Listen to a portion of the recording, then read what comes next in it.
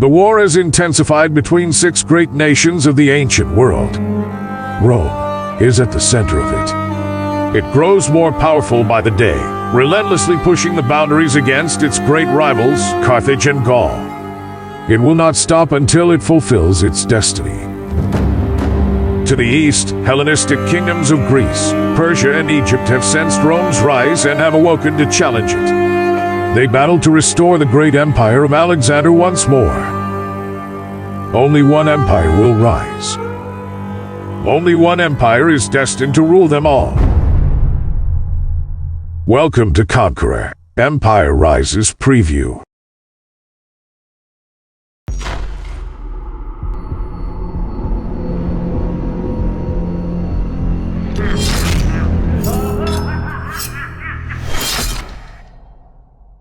Greetings everyone, as we embark on a thrilling journey to the turbulent 3rd century BC, where the fate of 6 mighty kingdoms hangs in the balance, vying for supremacy in the ancient world. My name is Adam, aka Weekly Game Night, and today we're gonna take a look at Empire Rises, expansion to Conqueror Final Conquest, which you can find on Gamefound, and of course, the link to the campaign is in the description of this video. Conqueror Final Conquest is a lightweight strategic board game for 3 to 6 players, designed by Mohamed Al-Quadi and published by Cation Arts, or was, as the new expansion completely overhauls the core game, making it more strategic, adding a variety of options still without being overly complex, but just enough so you can feel like Alexander the Great himself.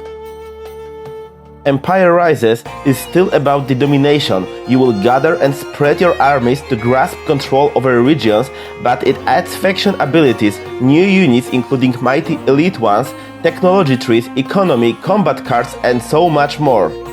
Worth noting though is that Empire Rises isn't a standalone game and you will need the core game to be able to play it. In this video I'm gonna be your guide, first showing you the game elements, next focusing on the gameplay basics. You ready? Let's go!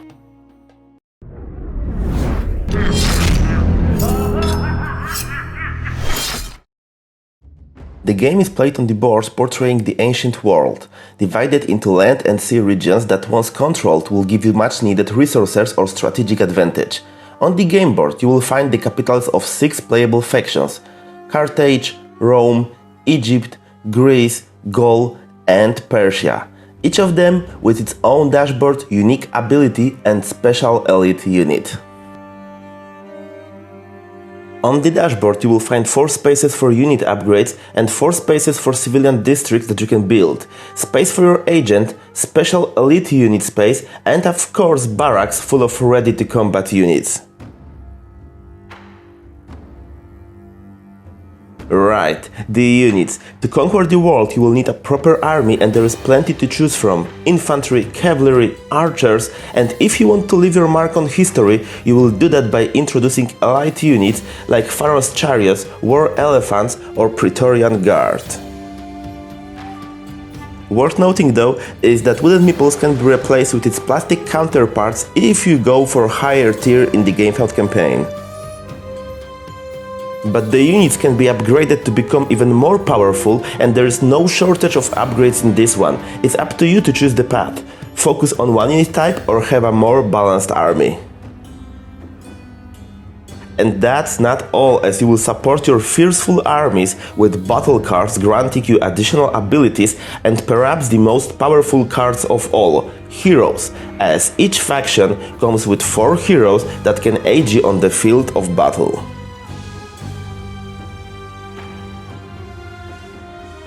The game also comes with 2 dashboards for buying military upgrades and building civilian districts that will further develop your kingdom and economy.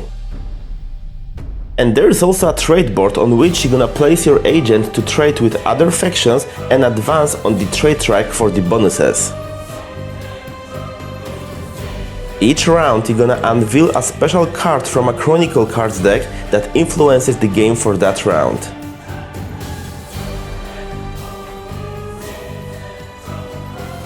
And of course the game comes with a set of tokens including forts and gold. Alright, but enough about the components, let's see how you play Conqueror Empire Rises.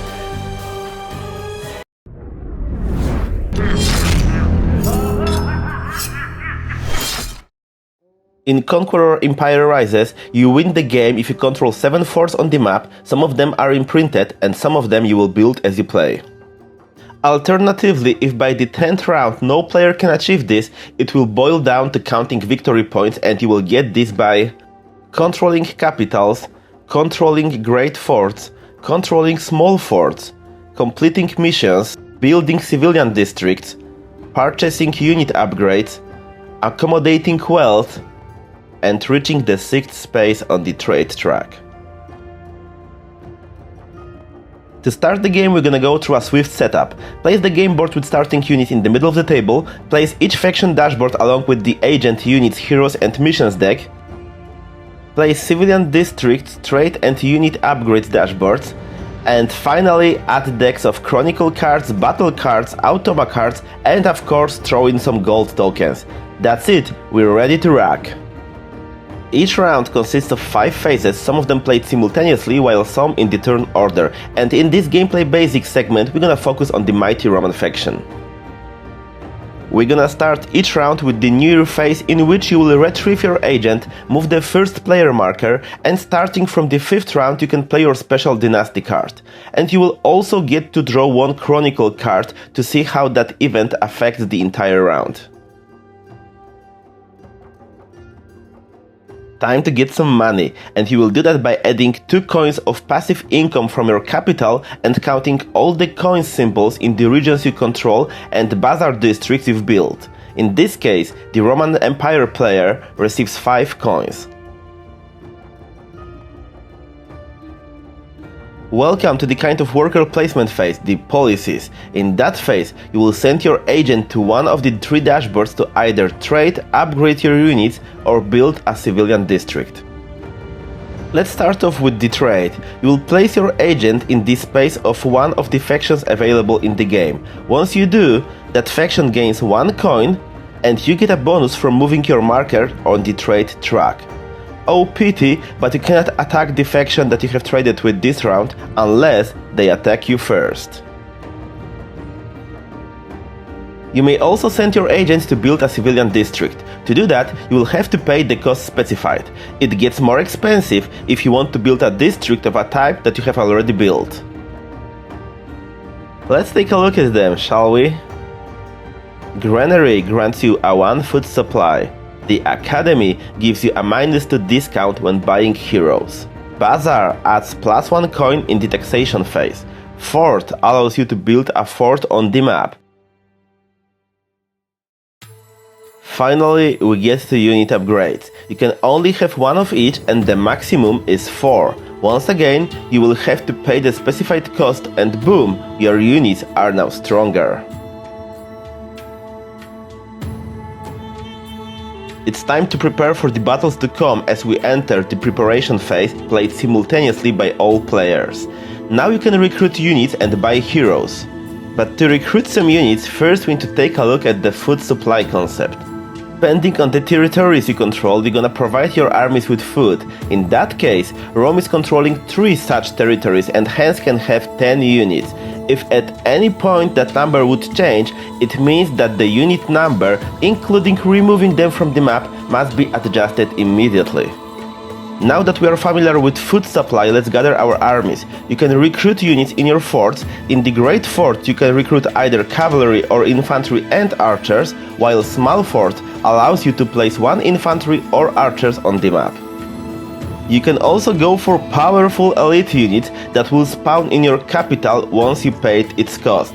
Just be careful, unlike other units, once killed in the battle, it's lost forever. In that case, Rome has spawned some new units preparing for the campaigning phase, while the Greek player cannot add any units as he is at the maximum allowed by the food supply.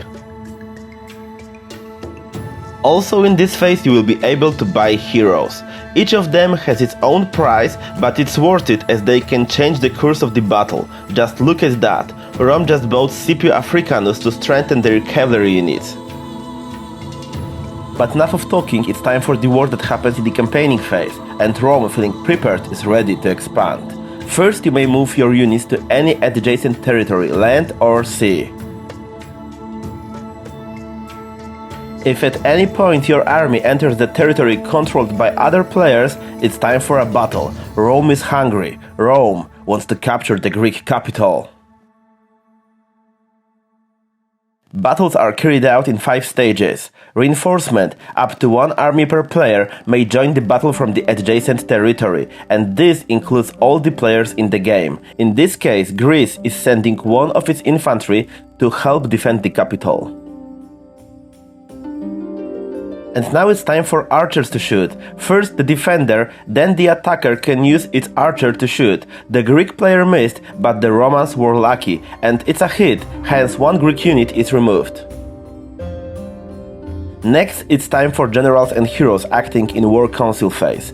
In this phase, both players can play heroes and battle cards, starting with the attackers and then the defender. They play their cards and then unveil them. Finally, it's time to determine the winner. Both players will roll a dice and count their strengths. Each infantry is 1 strength, cavalry is 2, and archers are of 0.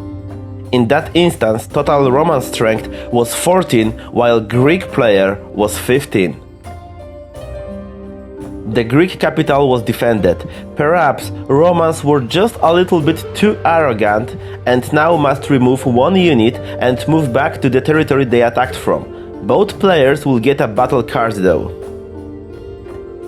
And if the armies would fight independent white units, the battle is carried out as well, but the Automa player uses a special deck of cards. And if the units would meet on sea, the battle would change into a naval battle, but it's carried out exactly the same as the land battle is. There are 2 more things worth mentioning regarding the gameplay. Over the course of the game, you will be able to complete the missions that will grant you coins and victory points. As much as it is about the strategy, this game is also about diplomacy, so as you play it, you may forge temporary alliances with other players, sell your army services for a proper price of course, and negotiate deals, although none of the promises are binding.